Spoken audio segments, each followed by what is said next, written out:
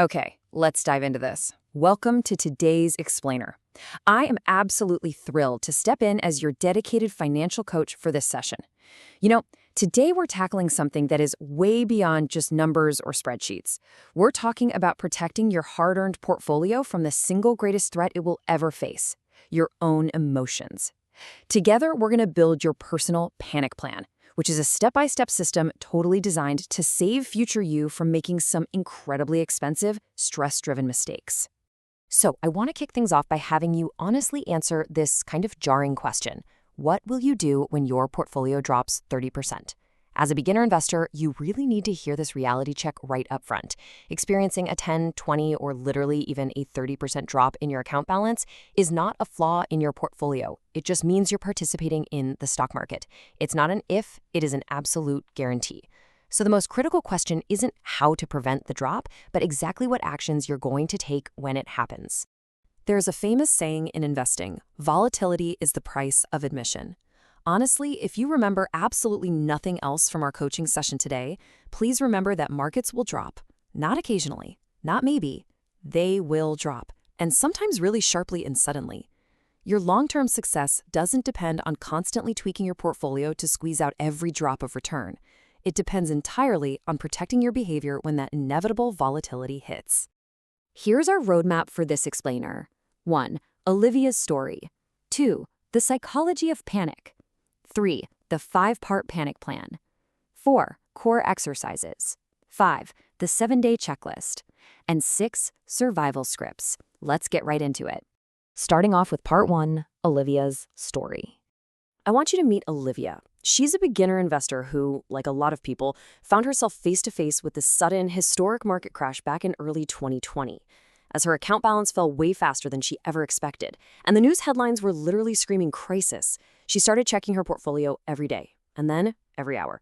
Seeing those red numbers was just agonizing. So to relieve that immense pressure and protect whatever she had left, she panic sold a huge chunk of her ETF allocation. And yeah, the immediate relief was profound. But as the market rapidly recovered, Olivia had already locked in her losses. Panic selling turned out to be a really expensive hobby. She was left totally frozen on the sidelines, waiting for another drop that never came, while prices just kept climbing right past her. And this brilliantly illustrates our core philosophy today. Just think about the classic seatbelt metaphor. You don't buckle your seatbelt in the morning because you expect to get into a literal car crash on the way to work, right? You buckle up because crashes are entirely unpredictable. Olivia didn't lack intelligence, and she didn't lack financial knowledge. What she lacked was a pre-written panic plan. She just didn't have her seatbelt buckled when the unpredictable happened. Moving right along to part 2, the psychology of panic. So why do we react this way? It basically comes down to a concept called loss aversion. When markets fall sharply, your brain's threat detection system literally lights up like a Christmas tree. Neuroscience research actually shows that financial losses trigger the exact same neural pathways as physical pain. Basically, your brain treats a market dip like a tiger attack. Because of loss aversion, a 20% decline in your portfolio feels significantly more painful than a 20% gain feels satisfying. Under all that intense stress, your brain is just screaming for short-term relief, making the urge to hit that sell button almost overwhelming. Then you have the second biological culprit, which is recency bias. This is a cognitive flaw where your brain completely overweights your most recent experiences. So when the market drops, recency bias tricks your mind into believing it's just going to keep falling forever, straight down to zero. This biological reality is exactly why relying on sheer willpower during a crash is completely useless. Your own brain is working against you. And that means having a predetermined system isn't just nice to have, it's totally required. Now, what's really interesting about this slide is what happens when we look at the historical data. A surprising truth reveals itself. 10% drops, which are known as corrections, are actually quite frequent. Bear markets, meaning drops of 20% or more, happen periodically. You see, volatility is perfectly normal historical behavior. It's a feature of the market, not a bug or some weird anomaly. And history shows us time and time again that over long horizons, broad markets tend to grow despite these periodic drops. That brings us to part 3, the 5-part panic plan. All right, it is time to roll up our sleeves as coach and student. We are going to build your actual framework using these 5 crucial elements. First, an expectation statement to acknowledge reality. Second, a strict do not sell rule. Third, a 48-hour pause rule to interrupt those impulses. Fourth, a routine override to keep you consistent. And fifth, a designated review date to keep your plan fresh. We have to pre-commit to these rules right now while we are calm, rational, and cool-headed. This is the seatbelt you're going to wear from now on. But hey, before we jump into the exercises, we need to dismantle a very dangerous beginner myth. The myth is telling yourself, oh, I'll just be disciplined, I'll totally know what to do when it happens. The harsh reality, stress drastically reduces your rational decision-making capabilities. If your rules are vague, your stressed-out brain will easily find emotional loopholes to justify selling. We need ultimate, absolute clarity here. Let's get practical with Part 4, Core Exercises. Here's how we actually build this. First, define your exact volatility expectations. Just knowing that a 20% drop is normal significantly reduces the shock when it finally happens. Next, write an expectation statement to literally accept this reality on paper.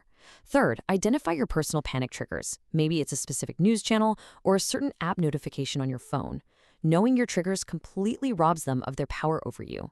Finally, you're going to combine all of this into a single, cohesive written paragraph that acts as your anchor.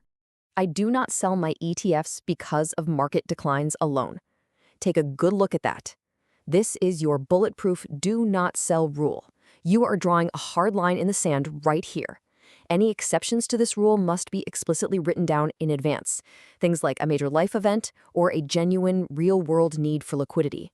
Fear of a declining market is literally never a valid reason to sell.